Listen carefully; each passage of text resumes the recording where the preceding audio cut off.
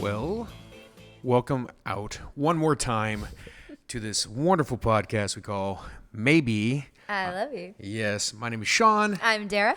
and we're here to talk about topics for newlyweds, people engaged, old people that Or married. married. That's right. It's official. She said I do. She had a choice. Now she doesn't. She is legally bound for the rest of her life. Not mine, because I'm going to outlive you, I think. But we've already made this arrangement. It's already part of the rules. I think I signed something. Should we get to the question Okay. before we lose all our viewers? So today's topic, if you saw it at the intro screen, was, is it worth going to a marriage counselor? We might differ on these decisions. I say absolutely not, because men are perfect. But these women, they need to go to these marriage counselors to know how to treat us as the individuals and the men that we are. But maybe she can convince me otherwise. But at this moment, You always have to take a different approach. I can't make anything just easy. No. Everything's gonna be a bit of a challenge. So I guess I'll throw it over there. Over to your side. Is it worth it? Yes. Okay. So we did a premarital class before. And honestly, originally I did it because you get a discount in Texas on your marriage license. Yep, that's the reason we If you do a class. And I was like, oh, it'd be good to do a class and we get a discount. But honestly, How much did you save? How much money are we talking here? like $100. Okay, that's it. Okay, you know what? Maybe not even. But I think it was more like 60. That's totally not the point. The point is that you don't know how much you don't know until you do a course. And it was life-changing. In fact, we've even said every year of our marriage we'll do something, whether it's a marriage retreat or read a book together. Like, we learned I don't read. I don't know how to do that. so much. You're so silly, and this is like the most important part of this whole topic. Okay, so the books we did. Why don't you talk about the books we did? When it comes to marriage counseling, let's just kind of talk about it in general. So there's different ways you can take marital counseling. There's some online classes I've seen. There's a wide variety of different types of knowledge getting dropped. The particular books that here's fun, is we didn't even go to our church for this marriage counseling. Because, our church only offers it like twice a year. And it's in a big group setting, and we missed the cutoff, and we were going to be married before the next class. Right. So I just began to research other churches in the area, because we're in Dallas and there's a billion churches. And this particular church, which you can talk more about, really caught my eye because it was, thanks. She doesn't know sports. I didn't realize that was her motion for throwing. So this particular church, and the reason why we chose it was because it had more one-on-one, and there's something nice with having that kind of intimacy of being able to talk to other people. And what was cool about this particular church, and this is probably something you should look around when you're looking for a counselor, is the counselors, or I guess the mentors that we got assigned to, were similar to us. And that's what was really nice too. So it wasn't just like some random couple. It was a couple that were in a similar situation like 20 years ago. Right. And so what I loved about them is I didn't really want a female or a male. Like, I wanted both perspectives. Right. And I loved that it was a couple that are actually like living it out, and not just like professional therapists, but someone who had the desire to mentor. And they both came or were blending families together, which is a big part of our story. So we knew we could learn a lot from them. Exactly. So, when we first met up, we went to the first day, and we fell in love with them. Yeah. They're really sweet. We won't name drop them just in case they don't want to be harassed by our fans. We have quite a few fans in South Korea, just let you know. Why do you always say that? I'm so happy there's people in South Korea that are like, I want to know more about this. So for our South Korean fans, they're probably doing like the overdub things over you and making you sound even worse. Yeah, they put like a big cat head on me. Anyway. So with these particular people, the husband, he was the non-child bearing individual that came to the group. Most men don't. Yeah, he had no kids. He had no children.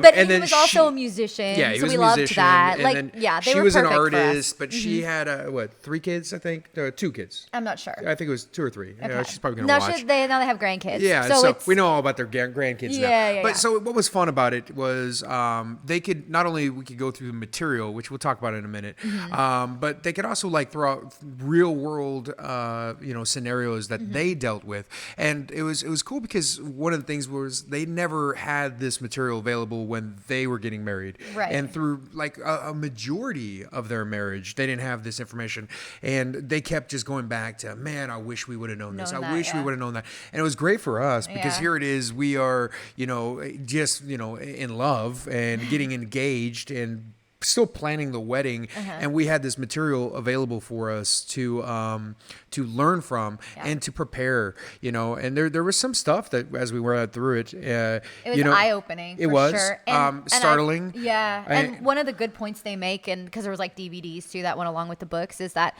like a bride spends so long preparing for one day, but not as long in that process preparing for the entire marriage. Right. And it's true because like our wedding day was perfect, but it went by so quickly. Yeah. And now like our marriage is for the rest of our lives. So it's like, I'm so thankful that we did our homework. Yeah. And that's it. I think you put it earlier was right is it's like hopping into career without ever going to college. Right. Or even taking a class it's more like when you get married without marriage and counseling. It's kind of like you gave a fake resume for an interview for a job saying that you were Microsoft certified. Yeah. And you don't know what PowerPoint is. Okay, so speaking of that, the first thing they made us do before they even paired us with any kind of mentor or partner, the church had us do this like scope personality test, and it shows like all your strengths and weaknesses as a couple. Speaking of resume, and it was amazing to me like how all our strengths are so similar, and then our weaknesses. Like for instance, we're both extremely social. Go figure. We started a podcast. We're both really good with change, but like we're not so organized. Right. So it really shows us what we need to work on and what would make us great as a couple together. And so this was awesome too. And the big piece was when they got it. It was a couple times they're like, "Ooh, yeah, that's not going to be good for your marriage." As they went through. No, but there was a lot that was. Yeah, and that's everybody. Like everybody. And so it does kind of give you a heds up, like, hey, these are things you really need to focus on in this class. And as you kind of head forward, these are the things. So they in a lot of ways they tailored the material because of the questions and answers we put into those tests. And it was interesting as far as like for us to like review each other's concerns or what we thought, because as much so as I thought we were in line, it turns out she didn't like me as much as I thought she did. Okay, that's not true. But no, honestly, a lot of our stuff I feel like we kind of knew, but we would have never wanted to openly talk about them because who wants to like possibly start a fight? But by bringing them up in a safe, and they're not biased, they didn't know us before, a few weeks before we started. So we were able to bring up conversations and then just blending families with things that we've already been dealing with children and how do we make that work. And it was just so helpful to hear their perspective of here's what we did that didn't work and here's what we did that actually helped our marriage. Right. And then here's some curriculum to support what you should do. Right. And so speaking of the curriculum, so we'll talk briefly about this. And again, there's probably all sorts of different people that have curriculum. So the book is by Dr. Greg and Aaron Smalley, and their videos, adorable, just adorable. The music just kept going. It was so he's being sarcastic. It was actually great information. They were really good. Good information. The music was a little annoying, cheesy. But luckily it just got over, and then you went to the information part. But it's called Ready to Wed, and they had all sorts of great information. But if you act now, they actually provided a second one, which was the Smart Step Family, and this was Ron L. Deal. So amazing. So the two of these probably could be done individually, but because they know what they're doing in this counseling class, they put them together. And so we took chapters from this book and chapters from this book because it made more sense for kind of encompassing our scenario. Right. And so if you are one that are getting into a step family where you're marrying in with your kids and my kids, or my kids and no kids, or a lot of kitty cats. Yeah, they went through like all the different combinations there could be. And there's so many. Like 7,000. Yeah, some variable. Yeah, it's a ton. So it was a lot. Bottom line is, it's important, when dealing with, integrating a step family together. This book had so much knowledge to help us understand what we are to expect, but also what we're dealing with that we didn't know how to explain. Right. So, I strongly recommend both these books. We'll put the link and all that stuff in there. So here's something interesting along with, because I gotta be honest, like I've had some really bad experiences with therapy in general. And so I've kind of always felt like it's a lot of money to invest in a situation that may or may not work out. Right. And when you're dealing with your marriage, it's like, you don't want to go in vulnerable and then it's like they side with one person, or there's just a lot of, I think, fears around it. And an interesting statistic is 80% of therapists practice couple therapy. So if 80% of all therapists, not all are created equal. Yeah. So I think it's really important to like not give up on the concept, but also to know that because there's so many therapists and so many of them dabble in marriage therapy, because obviously it's a huge industry. For, it's about finding the right fit for you. I said like a perfect pair of jeans. Like you've got to know who works for you, but it's better to discover that before you have problems, because one of the statistics I came across says that the couples wait an average, get this, of 6 years after an issue to arise before they'll go to counseling. 6 years. And I hate to say it. That's insane. I think there's a stigma with counseling, therapy, the psychologist, all that kind of stuff. And, I think as the younger generation's coming in, it's more normal for these kids to go therapy or do this stuff. But I mean, like when I was growing up, it was like, oh, look at the weirdo going to a therapist or something. Yeah. It just took tragic events like my parents dying for them to shove me into counseling. All right, that's true. And but there's his dark sense of humor. Yeah, so it's sad. So it is important, I think, to get a head start ahead of it, and because your stuff is just blissful, you still need this, and I think that's the biggest message we're trying to push. Is it worth going to America? Yes. Yeah. And the reason why is because don't wait for your car to be broken before you bring it to mechanic. Get the regular tune-ups, get the oil done, get get the tires rotated, all those things that we all know. You don't wait for your water heater to explode before you fix it. Ouch. Okay, yeah. That actually happened. But it's important to get ahead of it, because it is, what's nice about it is, and you've probably done some therapy stuff before you met me, and I've done some stuff, and they do teach you some little things. Actually the love languages was introduced in some therapy class, or some counseling years ago. So those tools are out there. You need to grab them while you can, so you're not trying to put your family back together.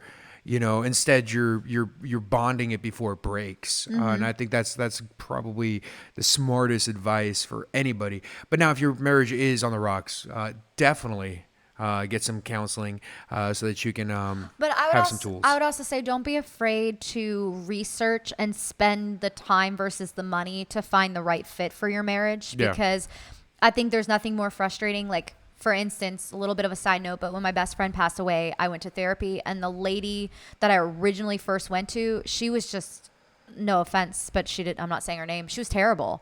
And I'll say her name. Yeah. Susan. No, it wasn't Susan. She was terrible, and it made it feel so much more like heightened. And so it's something that I was hoping to have healing from. It actually became worse. And so I think with your marriage, like, you want to go to someone who's going to give you tools and books and resources, and you're both going to go in feeling like, all right, this is going to be a game changer for us, versus this is just going to make us look at our marriage and regret it. You want someone who's there rooting you on, cheering you on, giving you the right tools. Yeah. And speaking of, it's like, sometimes, I remember taking some counseling when I was younger, and it felt like you would go in and it was like a countdown clock. And it was like, you got 45 minutes. It's like 44 and a half. Okay, well, it's time to wrap it up. It's like, well, I was in the middle of telling you, my homicidal thoughts. And then and so with this particular class we took, it was, a little bit pricey. How much was it? Free. It was free. Which is amazing. Yeah, and not only that, but they provided us the books, the curriculum, and their time.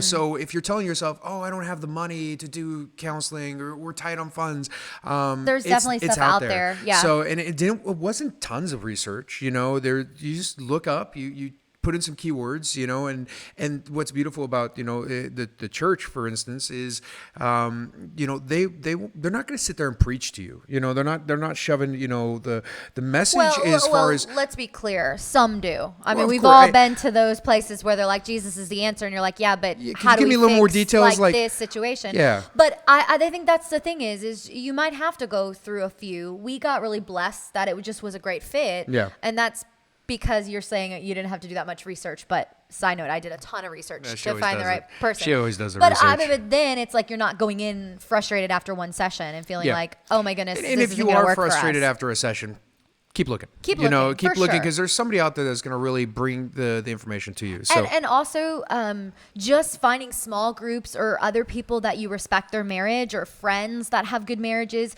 just surrounding yourself with that is also, I think, a form of counseling and therapy. Yeah. Because you're allowing yourself to do life with people that are similarly minded. Yeah. So there's beauty in that too. Yeah. It's not always sitting on someone's couch. One of the cool pieces about our mentors is we actually became friends with them. Yeah. And one of the things they said at the beginning was we want to mentor you guys in this premarital class, but understand that our real goal is to be in both your corners heading forward, and that was cool because we understood that, they were listening now, they could watch us, but down the road, we can still pick up the phone and call them, and they understand where we started and what our intentions were, and they can kind of bring it back. Yeah. So as far as some of the things maybe you learned from the class, not trying to dive too far into the individual class, but, some of the things, can you name anything that you really retained from this class that you go, man, this is something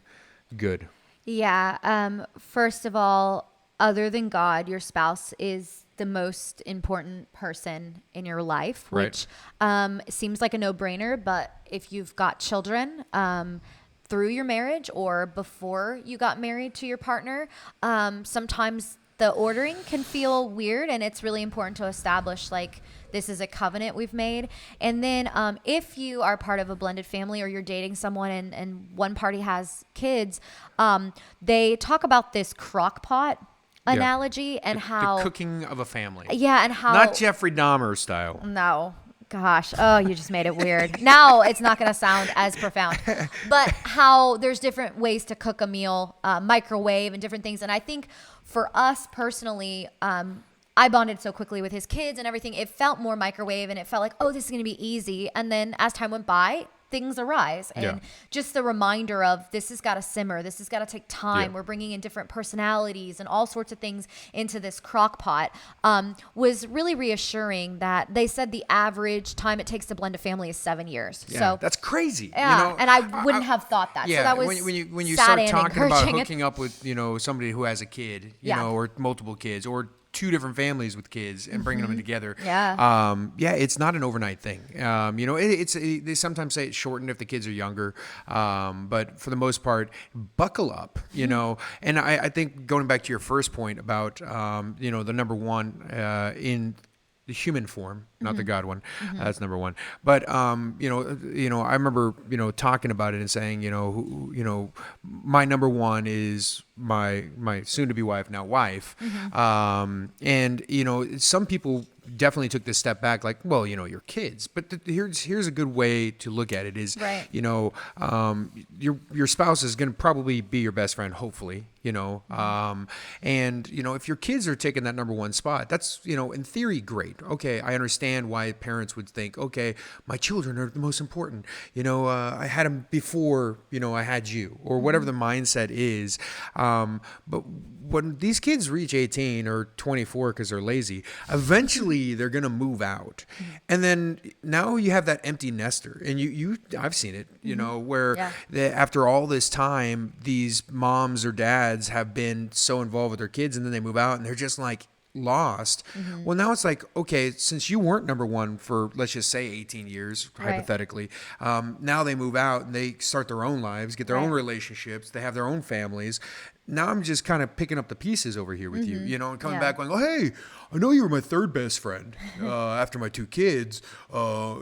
Congratulations, you've been upgraded. And that's not a good way to approach it, because the thing is, I'm going to be with her way past my kids living anywhere near me. You know what I mean? And so it's important for her to understand that. And then it also establishes the pecking order, the rules. So, one of the cool things your brother is really good at, and his wife, is before they make any decisions, he's always like, oh, that sounds like an interesting, idea about going out. Well, let me first talk with my wife, and it's just that understanding. And that's the same thing with the kids, when the kids come around the corner and they're like, hey, can we have, pizza for dinner, and my simple answer probably would have been, yeah, sure. I don't care, whatever.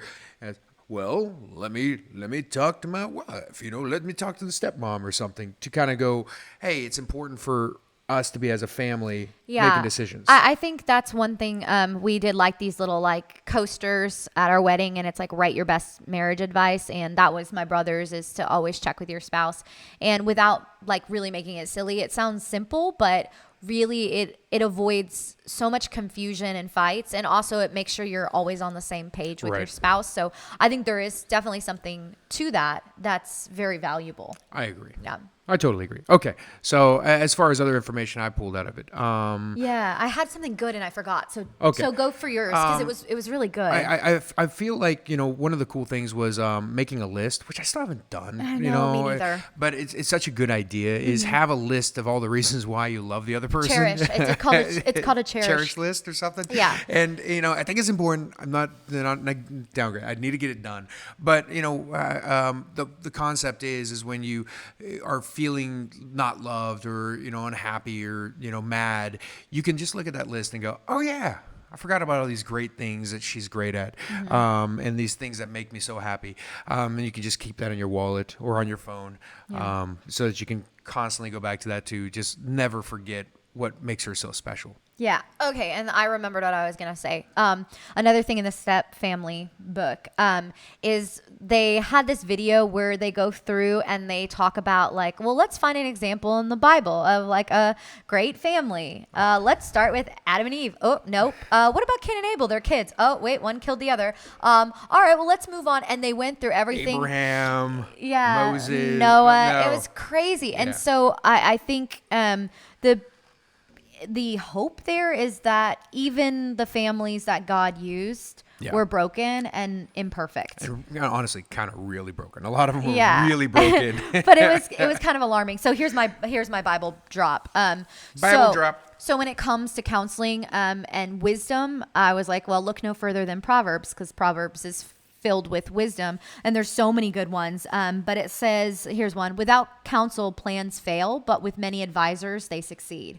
So that's in Proverbs 19:20, 21. And then this one: the way of a fool is right in his own eyes, but a wise man listens to advice. Right. So, and that's Proverbs 11:14. So and there's so many in Proverbs, but just this idea of be humble enough to know when you need help, and don't wait until it's a desperate situation to go get the help. It's better to have that built up relationship, so then when something goes wrong, you both have that safe space to go. I think it's just it's sad how hard-headed people are, and I'm just gonna put it on dudes. Dudes are really hard-headed. Women too. But when it comes to learning it the hard way, for instance, this the Ron L. deal, and also this. They've dealt with hundreds, if not thousands, of couples, and the Ron deal has literally gone back and had I think 5 re-edits of his book, changing things, adding things to it, the reason why is because they have seen it. Why would you try to learn this all on your own? If you're a physicist, you don't try to figure it out all by yourself. You start looking at other scientists and what they've already discovered before you even embark on your experiment, you know? And so for people to go, oh, you know, we don't need it, we're perfect.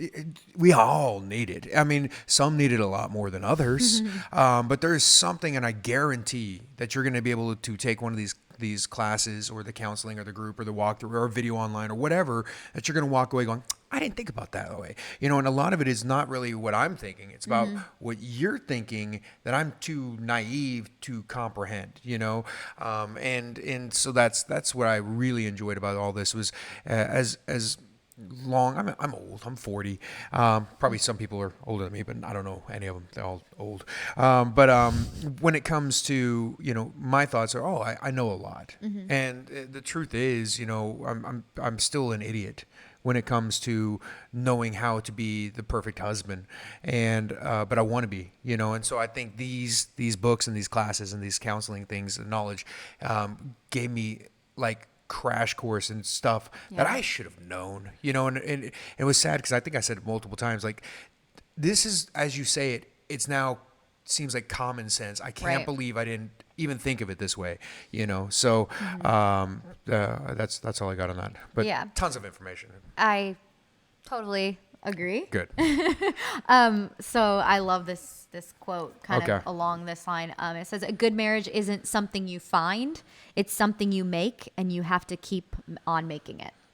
So, you know, I think it's just that constant effort. And counseling doesn't have to look like a professional. If you're blessed, if you can think of one couple you really admire, like we had a hard time thinking of couples we really like would want to be like, but if you have that person in your life, then just say, hey, we want to take you to dinner, and just pick your brain and ask what makes your marriage great. I mean, that's a meal you're paying for, but the information you may get could totally change the way you move forward in your marriage and what you learn. So, I mean, that's part of it too, is just being around wise counsel, like Proverbs says in the Bible. Like, it doesn't necessarily need to look like a professional that you're paying $100 an hour to. Yeah, and you're exactly right. You know, I think, again, you can be given all the knowledge, you can read all the books, but the practice of it, you know what I mean? That's another piece of this is it's knowing. Ongoing. Yeah, I mean, and some of the stuff they talk about is how to fight healthy. You know, some of the stuff they talk about is, you know, financing and, you know, things that some people don't want to talk about, you know, and not, we're just like, hey, fine. Like, how is your money going to be handled? Are you going to have a joint account? You're going to have this. And then with these types of situations, these are things you need to be aware of, you know, and here's how you plan for this, and here's how you plan for that.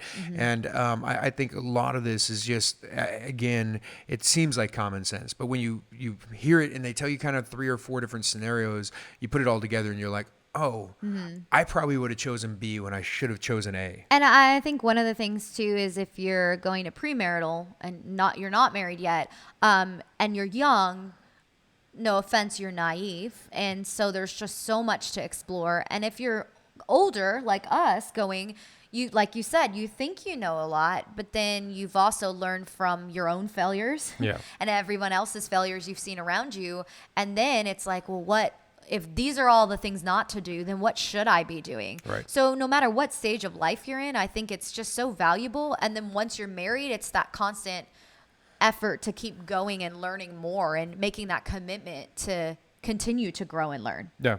I did feel like, as we kind of read through some of the books, you know, and be prepared for this, is some of the books are kind of like where you're going, you know, you know, a little depressing. You're like, man, I don't know if I like this information, you know, but because we had it when we're in a healthy position, in a healthy spot, it allowed us to talk about it and make decisions that I feel are going to be beneficial to us in the back end. But I could see somebody hopping into one of these classes, going through all this and realizing, man, I might be signing up for something that I shouldn't. You know, I'm not on board for this. You know, I don't like his answers on these things, and I don't like her, you know, reaction to these things. And, you know, you know, not that I'm saying I want you guys to break up, but you know, before you do that lifetime commitment, knowing this stuff, you can make that decision before you're already in. Now you're going to have to live with your decision. You know what I mean? So I would, strongly suggest taking it. And hopefully it's not a problem. And hopefully you guys have thought through. But I could. And there was quite a few moments in that book when I was like, man, I'm glad we're in a good place. Because if we weren't, this would be really affecting us. Yeah. Well, and I think the reason for that, from, I guess, maybe a girl's perspective, is so much of love in the honeymoon phase, if you will, or in the beginning, is so emotionally based. And a lot of this is addressing logical issues that have or will come up. And so it takes a little bit of the romance out of it. But I think when you work through it, it actually becomes romantic again, because you're having to build things that will sustain your marriage. And then it's like, wow, I can see why God has this person for me. Yeah. And so it's beautiful, but it is working through that. And it's not always a fun process, but no. I will say, I think there was only 1 or 2 times we would discuss it when we would like take walks at night. And I think there's only like maybe 2 times where it was like, oh man, I hate this topic. And one of them was finances. Yeah. And but it was like one of those things that's like, I would never choose to have to go down this path, but I can honestly say I'm really glad we did. Yeah, I totally agree. So as far as the class, again, just find somebody. Did you have any more Bible drops on this one? No, I don't have. It's all Proverbs. Go to Proverbs, but it just is basically the summary of it. Start at 1, work your way to the end. Find wise people. And pick people's brains. Ask questions. There's nothing wrong with asking. And sometimes you get some adorable answers.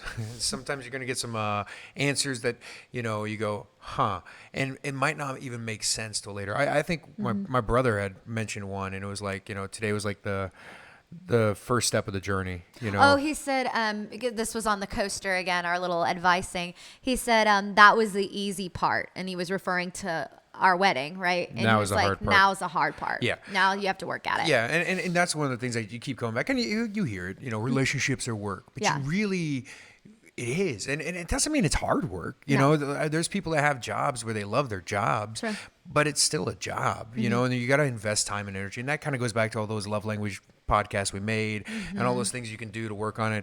If you come in with the knowledge, you come in with the right spirit for the relationship, and you work at it, it becomes so much better. You guys probably have had bad relationships at some point, whether it was in junior high when he dumped you for Gail or something, whatever it might be in your little world. But those are things that, you will continue to get smarter about. And so, work through these things, apply what you learn, listen to people, and, just be the best darn husband you can be, and be the greatest wife you can be, mom or stepfather or stepmother, and then eventually grandparents. Oh gosh, one day I'm going to be a grandpa.